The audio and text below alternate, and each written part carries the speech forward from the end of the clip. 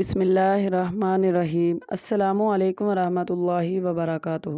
رزق میں برکت اور کشادگی کے لیے اللہم صلی علی سیدنا محمد عبدک و رسولک وصلی علی المؤمنین والمؤمنات والمسلمین والمسلمات۔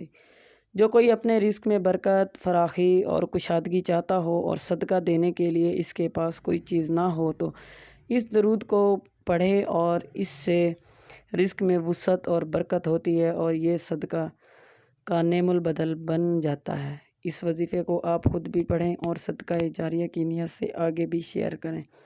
5 وقت کی نماز پابندی کے ساتھ ادا کریں۔ اگر آپ اس وظیفے کو کامل یقین اور توکل کے ساتھ کریں گے تو انشاءاللہ تعالیٰ آپ کو ضرور فائدہ ہوگا۔ دنیا کے کاموں کے علاوہ اپنی آخرت کی فکر کریں، اپنی آخرت کی بھی تیاری کریں۔ قرآن پاک کی تلاوت روزانہ کریں۔ اللہ حافظ۔